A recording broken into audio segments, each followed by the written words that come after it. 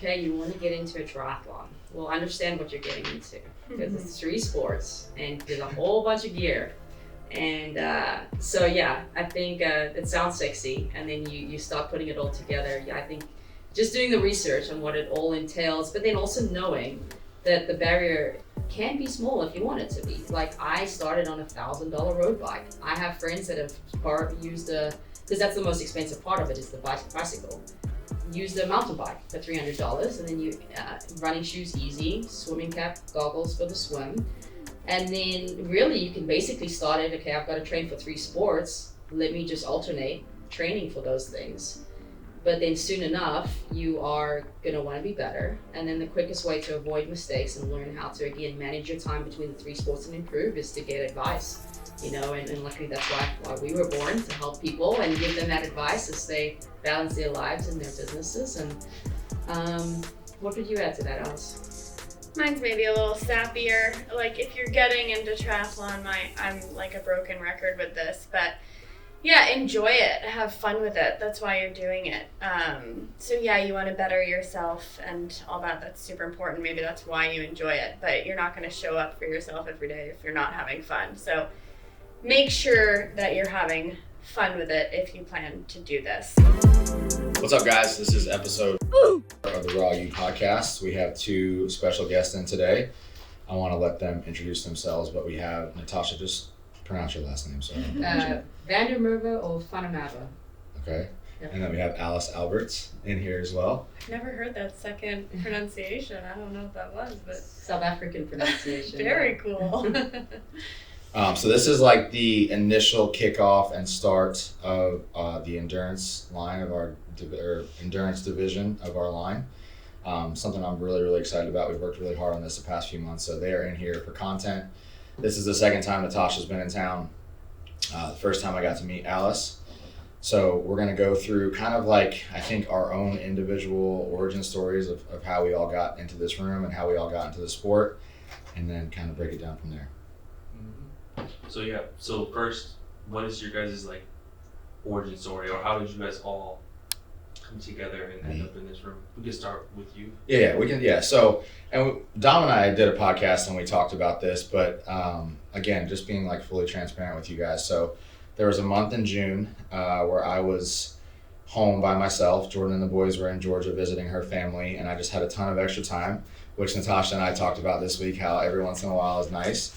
But I wanted to, like, I just knew, just from my past of training my whole life, I knew I was missing within my training, like, the mindset of being locked in on a goal. And then also I really missed, and something I appreciate so much is when I am training, like, my mind being completely empty, or at least 95% of the time my mind being completely empty. So, all spring I was going into the gym and training and doing what I knew I needed to do. But like the whole time I was in there, just my mind was going nonstop about like, okay, as soon as I get done, I have to do this, I have to do this, I have to call this person. So I wanted to get locked in and focused on something that, like, one, really challenged me again, which I think is like a critical part of being not only a man, but a human. Like, I think that's a part of our nature that most people like learn to embrace. But then also just have a goal that was able to kind of pull me out of my everyday responsibilities for an hour, 2 hours, however long it was, and just really do something that's hard. So that week, it was kind of a crazy week. I started off the week watching YouTube videos. 3 different people, and this is the cool part of the story, but 3 different people that weren't associated with each other all recommended that I reach out to Natasha. I did reach out to her, and then I think she emailed me back on a Friday night. She asked to get on the phone on Saturday morning. So before getting on the phone with her, that was the first time I had like committed to going back in the pool, which I think I swam a total of 825s and was like so exhausted that I had to walk a lap around the pool just to get myself back to normal. And then we had our phone call, and that was kind of the start of it. So then kind of fast forward to early September, Natasha came to town. And this is like as honest, genuine, transparent as I can be about this whole thing. So in June when we started, I had no intention or desire to bring any endurance, performance-based nutrition into raw nutrition. That was just like, that didn't cross my mind. But as I got into it, and as I was learning and seeking out information and talking to Natasha, what I found is that like especially for where I was at and my own nutrition and my own understanding, that it was taking a lot of different products to basically encompass what was needed within one bottle of nutrition for a bike ride or for a run or whatever. So then, talking with Dom, I'm like, why don't we just do this? Because I find a great sense of like satisfaction and pride of like truly being able to use our own stuff. Plus, I think it's awesome for the brand, for the owners to kind of embark on a new challenge and then also use their own supplementation from their own company to do that. So we had those conversations when she was here. And also just from my coaching background and her coaching background, I think like we really connected super fast. And I, for those of you guys that don't know me, like I'm very slow to like embrace people, I think, at this point in my life, just because I'm introverted as it is. But I think just through life experiences, like I really just like sit back and assess and watch people, which some people might think that comes across as like me being standoffish, and that's not really the case. It's just like how I am. I just like watch people, and then I slowly kind of dive into creating a relationship with them. But anyway, we just had a great kind of like, we kicked it off really well. I think we mentally connected really well, on a coaching front. Her business is very different than mine in terms of the X's and O's, but I also think that there's a lot of ways that we can connect, just in terms of dealing with athletes and just managing our day, managing our time, and, going back and forth with discussions about that. So we had actually asked her that week, towards the end of the week, if it would be something that she was interested in. And she's like, yes, absolutely. I need to go home and talk to my husband. I need to pray about it, all these things. And then here we are. It's December, and we are going to be launching the endurance division in kind of like January, February timeframe. We keep getting pushed back a little bit just because we want to make sure we have all the testing right, all the flavoring right, all these things in line. So that's where we're at with that. But yeah, so that's kind of the start of our side of the story. Now I'll let y'all talk. Your turn. My turn. Yeah. All right. Yeah.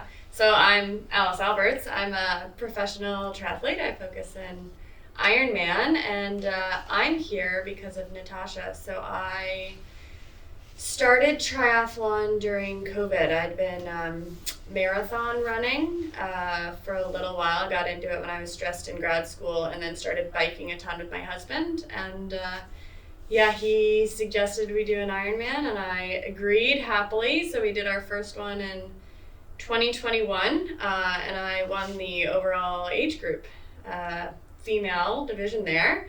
And then did another one a few months later, and also was lucky enough to win that one. And I think that the real key in this is that before all this, I got Natasha as a coach, and she's the reason all that was able to happen. I'm still working with Natasha and have turned professional since then, won 2 professional Ironmans this year.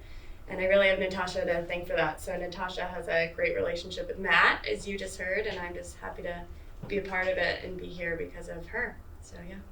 How did you stumble across her as a coach? Yeah, so also YouTube, social media, my husband found her, and when we decided to sign up for an Ironman, he was afraid I would overtrain. It's kind of like my personality type, so he wanted me to get a coach to sort of rein me in. Hired Natasha, and then he actually worked with her too because he saw what a good job she was doing with me, and yeah, I owe that all to my husband. Okay, really quick. And guys, full transparency, I'm very bad at like listening to podcasts and thinking of questions, but I do have 2 questions, especially because I know a lot of you guys might not know much about triathlons at all. So Alice competes, when she said the Ironman, that is the longest distance. Yeah. Specifically. So why did you choose that as your route? Why Ironman? Yes. I think that one Ironman, like you hear that and you're like, oh wow, cool, what a big accomplishment. My husband was the one who'd always wanted to do one in his life, so he was the one who thought it would be sort of like a epic one and done, and then we got a little hooked. But I love endurance, I love long distance, I love pushing myself to the max. So it was like, all right, if I'm gonna get into triathlon, why not go for it? Why not do the big one, challenge yourself, see what you're capable of. Go all in. So yeah, it's the big one, but in my mind, the most rewarding one. That's cool. And then what did you actually have to do to attain your pro status? Was it those 2 first wins that got you there? Yeah, it was those 2 first ones. So like you can go on the website, it's ridiculous the number of ways you can get it. It's like A through F, but The way I got it is winning an overall age group race and being within 8% of the top pro female finisher that day. And then I also got it because I finished top, I don't know, we have to be top 5 of the age group world championships. And I was 3rd in the world in my 3rd race. Yeah. She qualified as a pro her very first race. Yeah. And that was winning Coeur d'Alene. Coeur d'Alene. And that is, as she said, one of like 6 ways you can qualify. I think the easiest way most are qualifying these days is that you get awarded points based on the level of competition and how many people are racing. Yeah. And if you can just achieve the certain level of points twice, which a lot of our younger athletes are doing, that also qualifies you. And an example would be like doing Ironman Texas and placing top 30 overall and your time being within a percentage of the winner time, and maybe you did like a 9:15, which is pretty doable. Respectable. Yeah, for a male age group athlete, that's an option for them. It's harder to go overall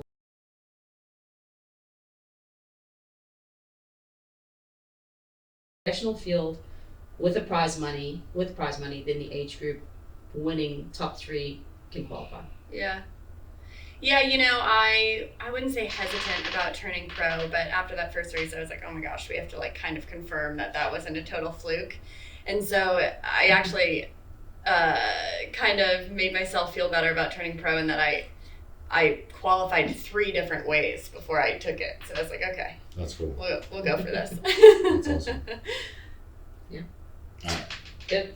Your turn. Well, yeah, My turn. Yeah. What was the question? kind of like your origin story, because you were an Yeah. athlete before you were a coach as well. Yeah. So yeah. I guess from athlete to coach to here.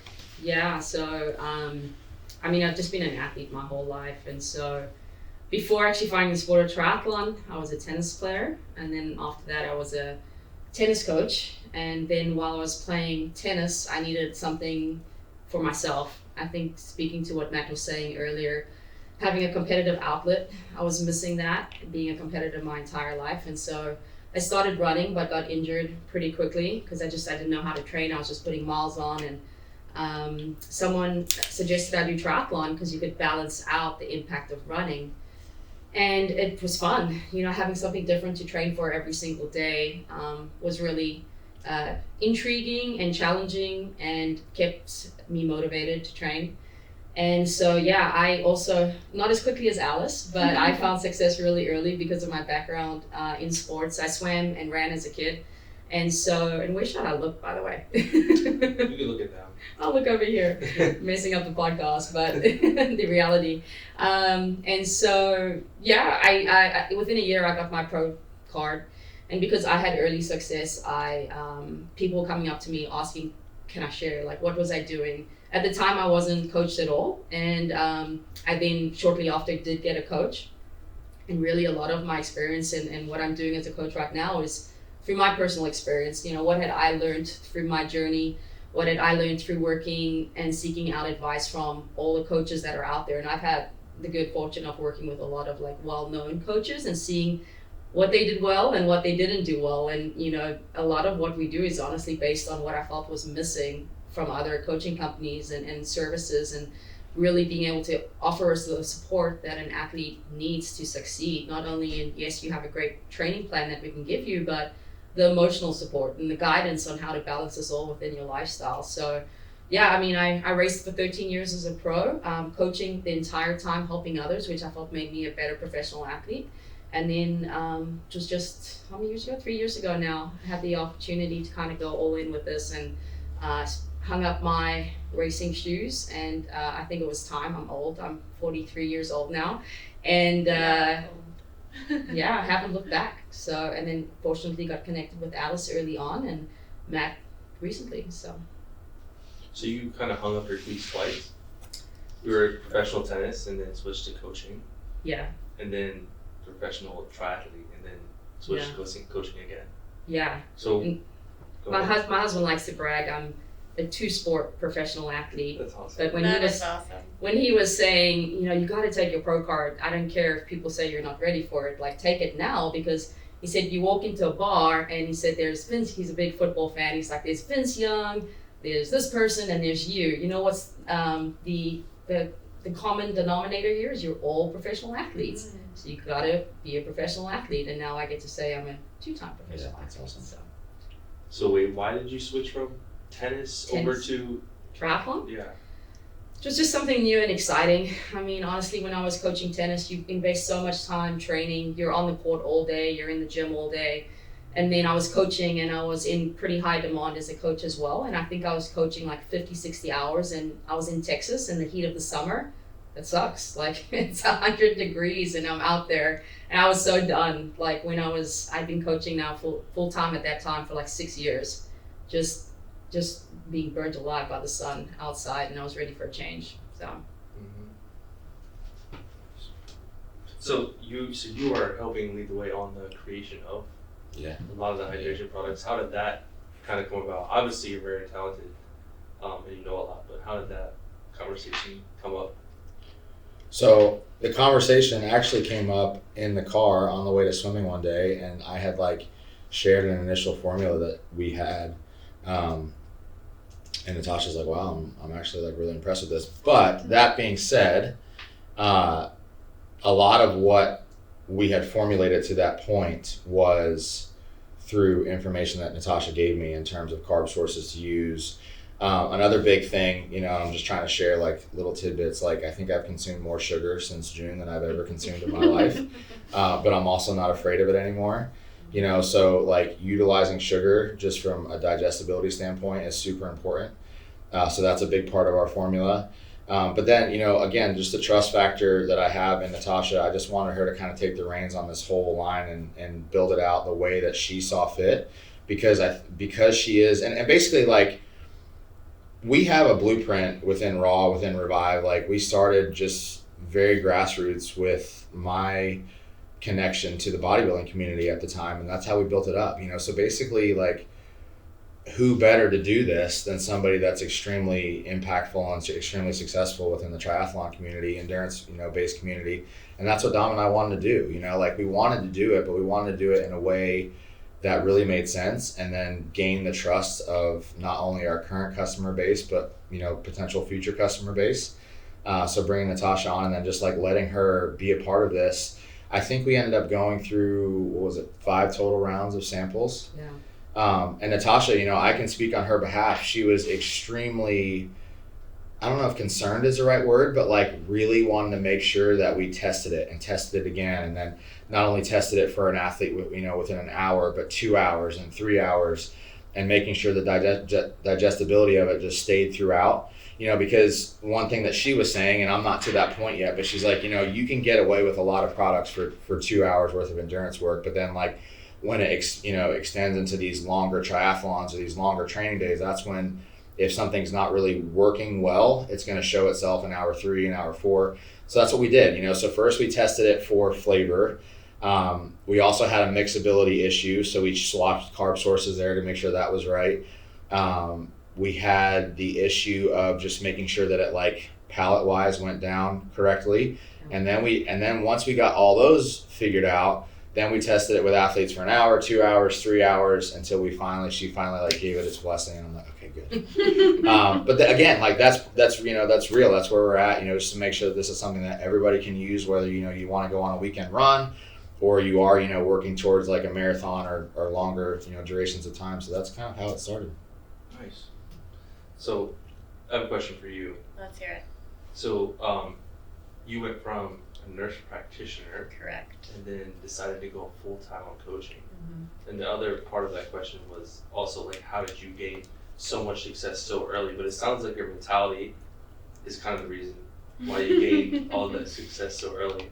But if you want to go more in depth on that, you can. But really, what made you switch from being a nurse practitioner, where you make good money, it's a pretty great career, and then you go all in on coaching? I wouldn't even say all in on coaching. Natasha was very nice enough to offer me a coaching position, and I do coach, and I do absolutely adore it, and I'll get into that. But I was going all in on training and on myself as a professional athlete, and really using coaching to be able to support that, because as you said, I was losing my income there. What made me want to do it? I think that really I was given the opportunity. I would say I afforded myself that opportunity. And then I didn't want to look back when I was 60 or 70 and think, oh man, like what if I'd taken that chance on myself? And like not taken the risk. I didn't want to just take the safe way out, which would have been, keeping my day job that I did enjoy. So I went for it. As for coaching, I absolutely adore it. I was a nurse practitioner. I was a primary care nurse practitioner. So, think you go into the office for your regular checkup and you get your blood work and, you're spoken to about your health and your overall well-being. And I really love that stuff. And I think that that's a lot of my identity. So leaving that job as a nurse practitioner was really hard for me because of the value I put on that. And it was a lot of who I was. And I get a ton of that through coaching, helping other people, being there for other people, providing support, having a healthy overall lifestyle. So even though I left being a nurse practitioner, I think a lot of it carried over into coaching. So it's definitely fulfilling in that way. But yeah, I left to train, to work out. I could speak to her early success a little bit. Oh yeah, I get weird about the word success. I don't know why, but yeah. So I pulled it. How early did I pull it out? Very, yeah. I literally, because I know, like I'm competing. I know what I'm doing to get the results I was getting. I know what the winners are doing because I'm looking at all of that stuff. And I started looking at her numbers, and right off the bat, I'm like, okay, you're coming to me with a 2:53 marathon, which you'd done before joining me. Yeah. And then her first ride, like I was still professional at the time, and she like blew me away off like Alp to Zwift. And I looked at her power, I was like, you just pushed 230 watts for an hour? Like, are you kidding me? So she started out just this incredible athlete. And then we got in the pool, and that was our weakest point. But Sure. She just improved so quickly because of her work ethic. And she's someone that, like we're joking, and we're going to bring it up, she doesn't use a microwave. Like she does every single health conscious thing possible, but that carries over into everything she does. She's the spending mentality for everything. Yeah, she's spending 15-20 minutes doing mobility before I jogged this morning. And then Natasha's been living with me for the last 2 days, so she's learned a lot of my crazy ways. Yeah, but I mean, I knew that before. Yeah. Like you were so meticulous, and then she's someone that doesn't miss a workout. She comments religiously. I mean, even to this point, it's funny. I get coaches who I've been coaching and I make them a coach, and now they stop commenting and communicating with me. But I'm like, how can I help you if I don't know what's going on? She's never stopped. Like the littlest thing, like felt great, and that just makes me build a relationship with her. That makes me understand her better. That I can help her better, and it's those things that make you do it. Yeah, I guess. Natasha, last time you were here, you were training to run and compete again. Are you still? I was, yes. So yeah, I had grand illusions of training for Ironman Florida, and which Alice was racing, and that happened a couple weeks ago. Probably a month ago now. Yeah, a month ago. November. Yeah, and first of all, I went in just because I wanted to allot some time for myself, because I'm putting so much time out to build this company up and to help others. And then I have a 7-year-old daughter at home, and without me allotting this time, because I have this massive event to train for, I wasn't going to do it. There was always other things in my mind better to do that are taking priority. So I signed up for an Ironman. I'm like, I'm going to do it. And as I got closer, I wasn't getting anywhere close to the fitness I was at before I retired, essentially. And I was like, oh, that's okay. Show up, and you can race with 50 of your athletes during that race and be okay. And we're about 6 weeks out, and I'm like, yeah, I'm not okay with that. Like, if I'm going to show up, like, I want to show up ready. I want to compete. And so I hate to say it, because you don't want to be the person that's like, I'm going to do this, and then, I'm not going to do this. But it's just the reality. It's like life happens, and I'm okay with that. And at the end of the day, it's like, what are your priorities? And I was true to family, the business, I don't want to say health, because I'm really trying to put my health first, but health doesn't mean I need to train for an Ironman. Of course, yeah. Let's just do something else that makes sense. Balance, yeah. But you do still train? I'm still training, yeah. At this time, it looks like some running. I just ran a 5K, which I was really excited about, and I said I won the old ladies division because I'm in the Masters. She's still extremely good at what she does. And then I'm the high standards. Yeah, so it was decent, yeah. But also, I can speak on her success. She also has one of, if not the fastest growing coaching companies in the world. And that's, that's an area where, again, I think we can just kind of we just mesh, because I basically told her story of where she's at right now in her coaching is where I feel like I was at in 2020. And I also feel like I made some mistakes between 2020 and now to kind of not protect those hierarchy of what's really important to her. But it's hard. It's hard to, when you're having success and when you're giving so much out to people, to prioritize yourself. And then, going above and beyond that, really trying to drive your performance to a level that that you're capable of, but now you have so many more demands than you've ever had. It's a hard balance. And speaking of coaching, is one of my other questions. What are some differences and similarities in coaching philosophies between your two different athletes? Have we even talked about that? No. No. Okay, so I can start with this. Yeah. From an endurance perspective, I think in some ways we honestly coach polar opposite.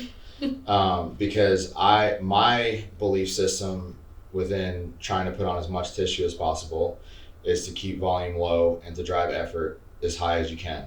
And then when you reach a point where you're starting to see diminishing returns, you pull back slightly, you recover from that, and then you push again. And also from a frequency perspective, training 4 to 5 days a week max.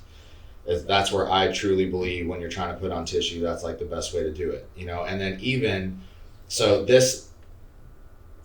as long as I've been coaching, and then in the back of my mind, when I'm in the pool specifically, because those are the hardest workouts for me, every once in a while I'm like, why does she always put the hundreds at the end? Because I know that that's my most fatigued state. Whereas in bodybuilding or in any type of strength programming, I would put the heaviest loaded squats first when you're most fresh, to try to drive the most amount of fatigue when you're most fresh, versus when you're trying to build an aerobic base, or when you're racing. Obviously the hardest, the most challenging part, or I've never even done it, but I would assume towards the end of the race or towards the end of the swim is when it's most challenging. So I get why she's doing it, but in terms of X's and O's of programming, from that aspect alone, it's polar opposite. I do think we see eye to eye on recovery and pulling back and actually listening to biofeedback. That's a very big part of it. That was actually something in my own coaching that I lacked.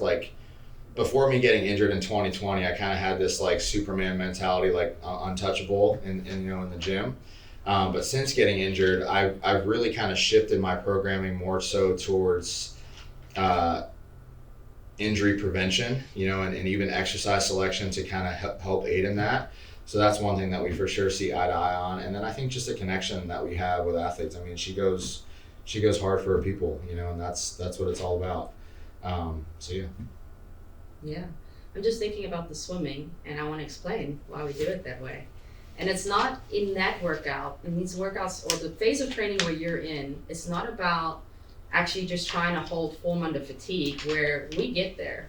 I'm having her do really hard workouts at the end of a long 5-hour bike ride, hard intervals, because that's when the body starts to weaken and we need to learn to still produce power, under that fatigue, hold form under fatigue. Also, just the extra muscle recruitment is happening when we're so far into a ride that's now going to benefit and be available for work the end of the race. Now it's there from the work. But for you, it's all about a focusing. So we talk about intention all the time. Are you going to go in and be really intentional about what you're doing and do it well? So in swimming, for you, especially new swimmers, we know that they can swim with good form, hopefully, for 25 and be focused for 25. So let's do that a couple times. And then from there, and we might actually change strategy after this, by the way, so I'm open to your feedback. But this is how we have done it. If they can do that for a couple 25s, we say, okay, can they now do it for 50s? And so through a workout, I'm we're warming you up to, okay, let's go a little further. Let's go a little further. Yeah. And that's essentially what your experience. But now I think we're going to do it the other way and say, can he swim better, doing the longer stuff first, and then when he's tired, do the shorter stuff. So. I'm open to feedback. Well, I just didn't question it because that wasn't, Yeah. you know, but like, I, again, from a programming standpoint, I'm like, I would be doing the exact opposite of this with my guys. But yeah, I mean, it totally makes sense, you know, and that's something too, like going back to like my origin story. I think I, not overcommitted, but when I first reached out to Natasha, at that point, I could run for like 2 minutes without needing to stop, you know, so like my aerobic base was so low. You know, so I think another part of the endurance world that's so cool, and I think what makes people just like captivated or addicted to, or whatever word you want to use, is like the rate of progress that you can make is so encouraging. As long as you can stay injury free, which is like also something else. I think just because I was, again, my aerobic base was low. I hadn't ran consistently since I was 19 years old, you know, so I'm like having to relearn all these motor patterns, and then obviously the swim is just another podcast in and of itself. But yeah, I mean, I think really, again, like whether or not we coach completely different, the things that unify us is like, ultimately, I think a good coach knows how to communicate with people, hold people to a standard, and then just love people. And that doesn't always mean telling them what they want to hear. You know, like even today, so I picked up on something like a coaching cue from her today. So if you do something right in the water, she immediately tells you. If you're not doing it right, or if she tells you to do something and you don't correct it, when you come up out of the water, there's like no feedback. It's just like mute. And then you just know, you just know that you're still not getting it. I didn't realize I did that. Is it better? No. Yeah, Okay. I got that today too. Did I do it? No. What's going to set us apart from all of the other, I guess, endurance products that are being formulated? You want me to start and you jump in? Yeah, you did, and you explained it so well earlier. But Yeah, I mean, so first and foremost, I think that there are good products out there. I don't want to come across as I don't think that there are good products out there.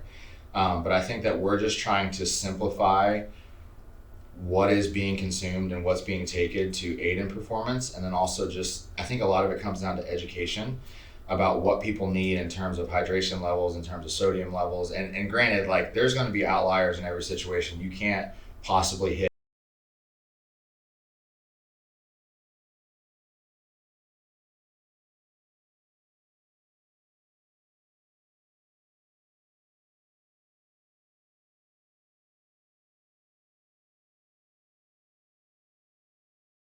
the ingredients to best do that is I think really the purpose of what we're doing. And then just make a simple plan, you know, make a simple product where people aren't having to pull from so many jugs. And granted, you know, if you wanted to add like creatine or beta alanine, you have the ability to do that, but we're also trying to make these products where the sodium content matches the carbohydrate content, and then you can titrate that up based off of your training volume or the hours that you're training, all these things that are super important. Yeah, I mean, spot on. I think the interesting thing is the science in nutrition has changed. You know, when I got into the sport, they said 60 grams of carbs, that is all you can take, you know, because they weren't thinking about the co-transport of being able to take two different types of carbs.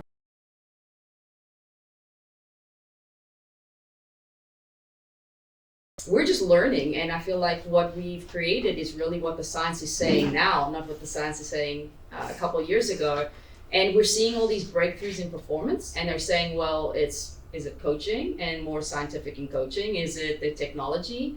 And now they're saying it's the fueling. We're fueling so much more because these athletes are burning through so much carbohydrates when they're performing at a high level of intensity.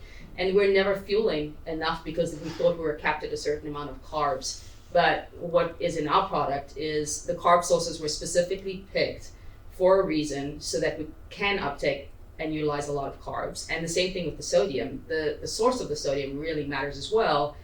All again to take in a lot to avoid GI distress, which is everyone's worst nightmare. And speaking from a triathlon standpoint, our athletes do really well is because we've prepared them. They know how to pace, they know how to fuel, and they have a great result right off the bat. She wins her first race because of those things, where I went through the scenario of my race career where I had no idea. I didn't have that education.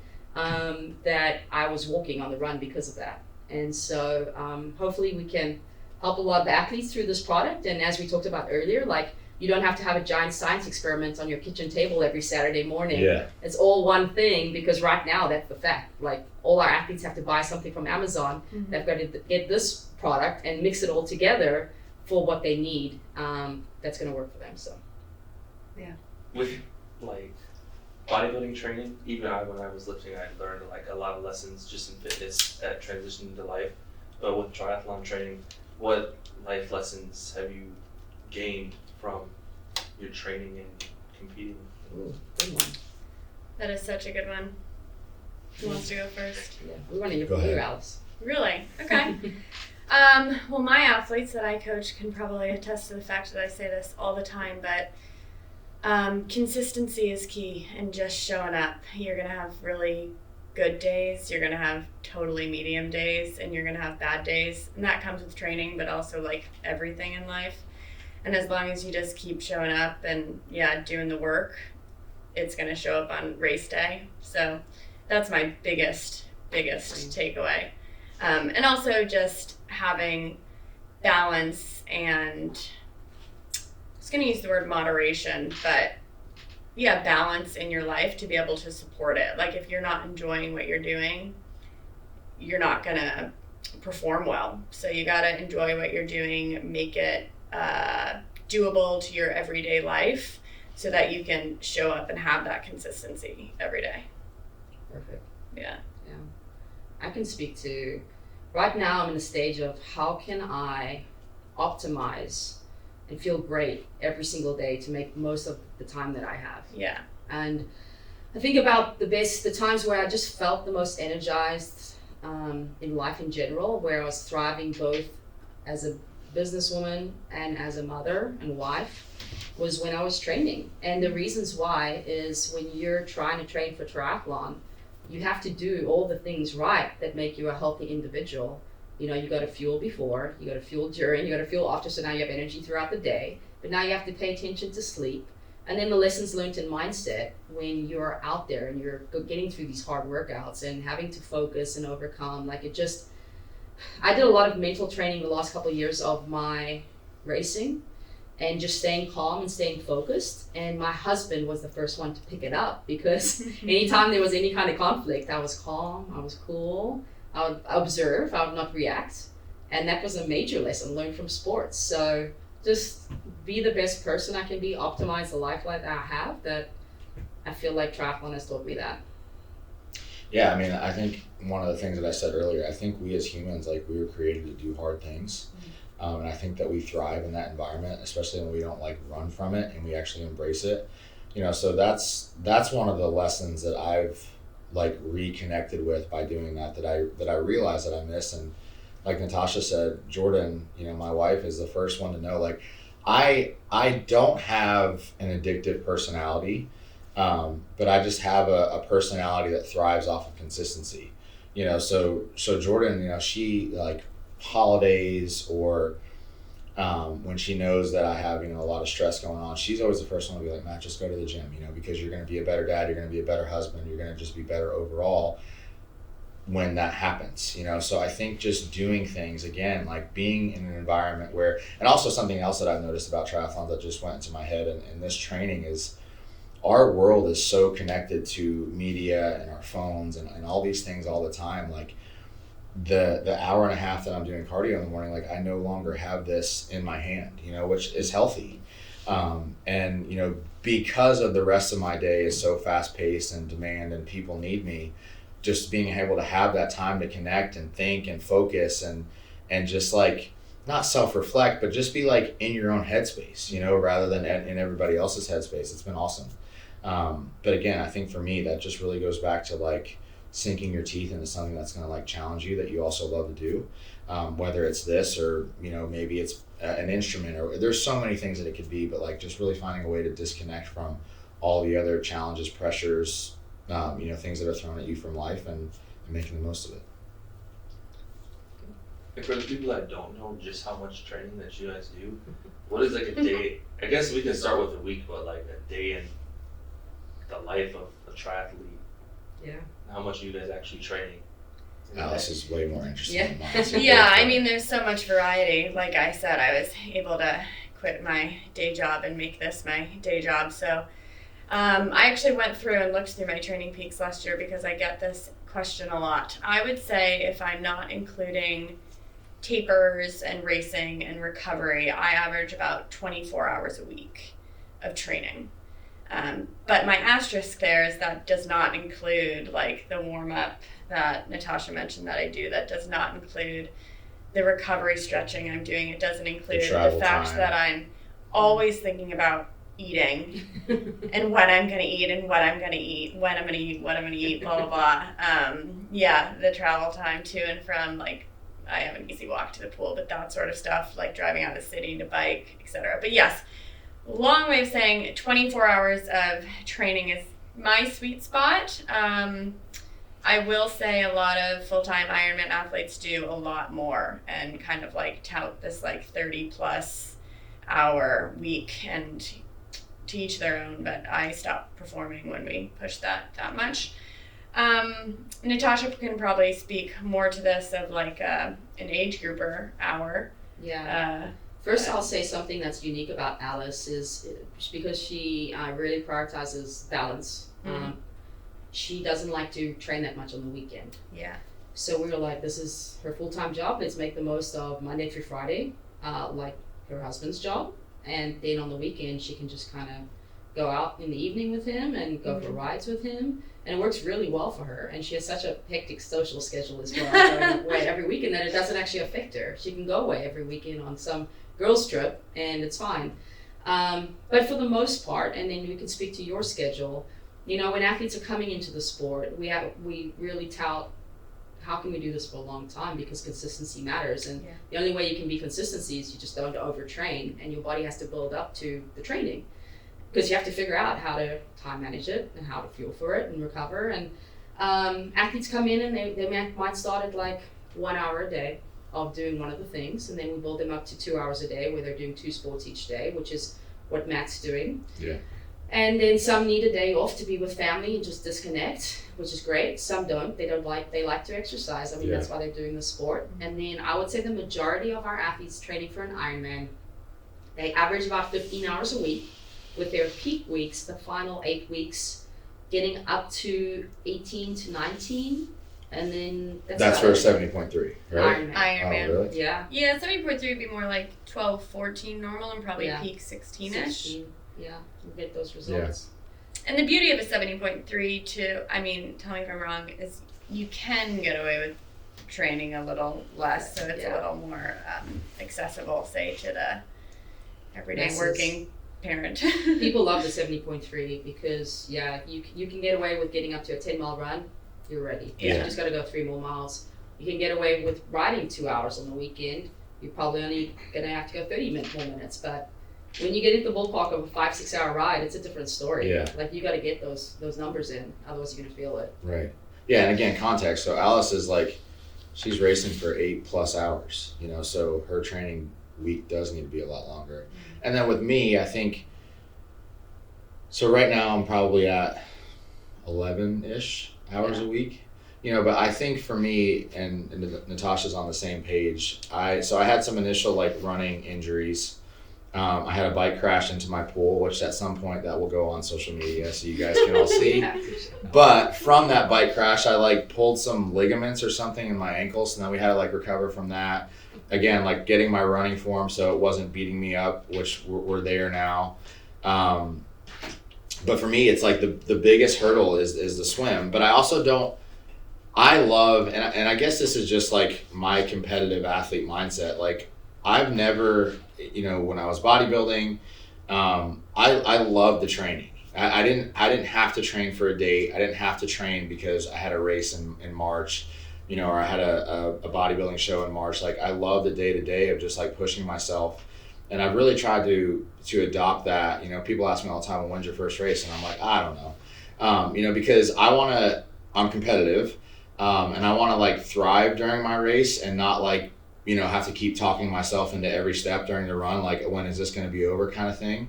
And I just know what it's going to take. I'm also like I think I'm going to perform better on race day than I do during training, just because like that's how my mentality is.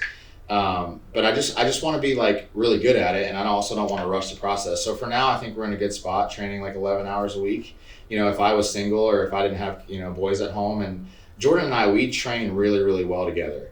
But the way my weeks work, like I don't get a lot of time with the boys. I basically get like 2 hours at night, which is dinner, bedtime, bath. So like the weekends for me are important to spend time with them. And it's something that like I would love to train, but I also don't want to compromise that time. So it's like I just need to get as good as I possibly can, get the swim down, and like that 11 to 12 hour range, and then once we have the swim down, then we can lock in and then push it from there. So, I love it. Not just race to race, but race to perform. yeah. Yeah. And what does like a day of training look like? That is incredibly variable. What I was gonna ask too is like, do you set it up to actually always finish by the time your husband gets home? Yeah. Yeah. Oh yeah. Yeah, day of training. So I'm part of a master's swim team. I live in Boston, by the way, Massachusetts. And that starts at 6:30. So we wake up at 5 and I go with my husband, which is really good. We started swimming together when we took up Ironman, and we've kept that going, even though it's become my full-time job. So I'll swim in the morning, not get it over with, but like it's nice to check that box, even though this is like my job. Yeah. And then I'll typically have 2 or 3 other workouts of the day on average, whether it's bike and then a run, or like a strength workout and a run. That's like typical. I would say there's also days where it's like, okay, I have a 5.5 hour bike ride today with like a hour runoff, and that takes up the whole day. But yeah, I swim about 5 times a week. I sometimes get up to 6. I bike probably 5 times a week, and I run probably 4 to 5 times a week, and I do strength 3 times a week. So whatever way you can kind of jumble that all together to get to 24 hours and That's my job. fit it all in there. But yes, my goal is always to finish training. I try to finish by 4, and then I love to cook, so I cook for us, and we have dinner together at the dinner table every single night. That's awesome. Yeah, it's really important to us. So yeah. And then so my routine is I get up with the boys. I kind of help Jordan get ready with the boys in the morning, and then we just divide and conquer. So we kind of alternate days. I take Dallas one day, she takes Walker, swap the next day. Walker's going 3 days a week, Dallas goes 5. So Jordan actually always takes him Tuesday and Thursday, and then I just jump on the bike. So we take the boys, and then we actually just switched again with this whole I need to figure out how to swim goal. So Monday, Wednesday, Friday, Saturday I swim, and then I either work out or I run after, and then Tuesday and Thursday I bike and then run. And then I go into work after that, and then it's just like full on work day, and then I try to shut everything off by 6. But I think actually a little bit surprising to me, like when I was very young, I raced BMX bikes, like very short, it was like for a few months I did that. But I've never like rode a geared bike, but I feel like I picked that up pretty quick. Yeah. And then I think because I can breathe and my head's above water, like I'm able to just mentally push myself really hard on the bike. So in talking to Natasha, like, yes, I absolutely need to get better on the bike, but I feel like as of right now, that's like my best skill set. So I was like, why don't we just like lower the volume on that and then just like keep forcing the repetition in the pool until I eventually get it. So that's where we're at. So again, I like 11 to 12 hours a week. Typically I start training by like 8:45 in the morning after I drop one of the boys off, and then I'm usually done by 11, and then come into the office and work till 6 and go home and do home stuff. So, Natasha Mm-hmm. and Alice, Oh. I guess. Mm-hmm. Why did you guys choose Raw? Yeah, so we spoke about this yesterday, but essentially my relationship with Matt and Dom was the reason we're here today. I mean, Matt spoke about just how we connected and working together, and we discussed the last time I was here about this project, and it's honestly extremely exciting for us to be a part of the process of building and bringing this product to the market. All my athletes are besides themselves about it. It just felt right, to be honest. And I love Raw's messaging. You know, we were talking about the messaging yesterday about just being real and no filter and genuine. And the word genuine really came to mind. And I just, like Matt, just listening to you speak right now, just how genuine you are in yourself and in your story. And we just align with that. And that's something you want to be a part of. So that's why we're here. Well said. I agree with all of that. Yeah, too. I think, again, just going back to like finding things and finding areas that you connect with people and the connection that we had. I mean, I feel like we spent a lot of time in the car that week, you know, so we just had a lot of time to like talk and bounce ideas back off of each other. And it just was like very genuine, real connection. It wasn't forced. It wasn't like, okay, what can I talk about now? Like, it was just very like, just natural, you know? And I think from that, like, you can just sense, you know, you can gauge people and sense people, and it just was like, we just had a great connection right off the bat. And then again, based off of, you know, Dom and I's and Chris's, like our success as a company, we had success doing something, and then if we're going to enter into a new market, like why not just replicate that with who we feel is the best in the market, you know? And that's why we chose Natasha. Mm-hmm. And it sounds like you guys all like perform really well in anything you do. Professional athlete in two things, really good coaching business. You've been really good at everything you've done too. So Not everything. Well, most things, but like the endurance line is going to do really well too. So that's super exciting. And two, I think, you know, for us as owners, you know, we're going through evolution, and we're going through an evolution as people, you know, and we're getting older, and we don't want, I think we want we've always said that we've always wanted the brand to transcend any one thing. And we also one day we want to be known as a brand where somebody sees a Raw shirt and they might not always have to bring that back to a supplement, you know, because like what does Raw stand for other than pre-workouts? Like there's so many more things that we're trying to bring to the table than just that, you know. So again, this is a product that I think is going to potentially be utilized by so many more people, because what I'm seeing is that, you know, the amount of people that are entering into 5Ks and runs and things like that, it's a massive audience that we haven't yet reached, but yet we might find so many commonalities in. So yeah. Sure. I don't think we showed it at all. Oh, I thought this was like on the screen the whole I time. don't think so. Yeah. No, it Here it was. is, guys. There's nothing in this one, but this is the bottle. We still have a few things. We printed this off to see it in person.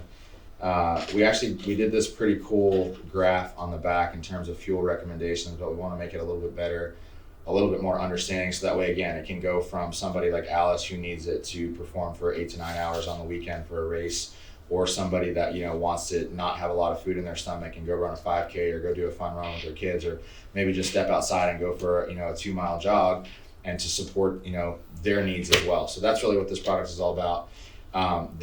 The fuel, we named this Fuel. That's going to be the first product that we drop, and then the next product, and not to confuse people, so this does have electrolytes, it has the sodium needs in it, but then we're going to do like a main sodium only hydration product that has just a very small amount of sugar to help, you know, uptake utilization of that sodium, and that'll be next in line. And then later on this summer we're going to be working on a gel as well. So I guess for people that want to get into triathlon training or become a triathlete, what advice would you like to convey to those listeners? Do I start as Go the ahead. coach? Yeah. Okay, you want to get into a triathlon. Well, understand what you're getting into, because it's 3 sports and there's a whole bunch of gear. And so yeah, I think it sounds sexy, and then you start putting it all together. I think just doing the research on what it all entails, but then also knowing that the barrier can be small if you want it to be. Like I started on $1,000 road bike. I have friends that have used because that's the most expensive part of it is the bicycle. Used a mountain bike for $300, and then you running shoes easy, swimming cap, goggles for the swim. And then really you can basically start it, okay, I've got to train for 3 sports, let me just alternate training for those things. But then soon enough, you are going to want to be better. And then the quickest way to avoid mistakes and learn how to, again, manage your time between the 3 sports and improve is to get advice, you know, and luckily that's why we were born, to help people and give them that advice as they balance their lives and their businesses. And what would you add to that, Alice? Mine's maybe a little sappier. Like if you're getting into triathlon, I'm like a broken record with this, but yeah, enjoy it. Have fun with it. That's why you're doing it. So yeah, you want to better yourself and all that. That's super important. Maybe that's why you enjoy it, but you're not going to show up for yourself every day if you're not having fun. So make sure that you're having fun with it if you plan to do this. I think that is one of the things that has allowed me to have, I hate this word, success that I have, is that I truly look forward to training, and I truly look forward to like getting out there in my own thoughts. It's like totally my own meditation, my own therapy. So, find your why, and if triathlon fulfills that and is gonna make you happy, then it's for you. But if it's totally forced, I don't know, it might not be for you. I know that's not what everyone wants to hear, but have fun with it. It's the truth. Yeah. I would say too, like, especially for those of you guys that, you think the more is better mentality, like, don't redline it. From a heart rate standpoint, from a volume standpoint, like, those are some of the mistakes that can make you quickly hate it. So it's just like learning to pull back, and that's one of the things that Natasha's really taught me. Just again, learning that more isn't always better, that a higher heart rate isn't always better. If you just push your heart rate every day, it's truly never going to get better. Things like that. Because I think that's one of the early mistakes that people can make if they don't have a good coach. That was my one point. And then my other point, which I wanted to say, that I now forget. Ask me the question again, maybe it'll come back to my mind. Is this pretty much what advice you have for somebody that wants to get into triathlon training? Okay, so don't redline it, and then I had like a emotional connection that I completely forgot.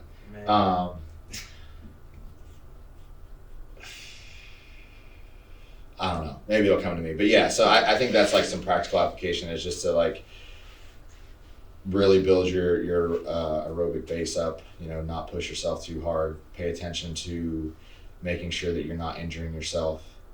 Obviously having fun with it, doing something that, like, when you do something, it should make the people around you better. It should make your environment better.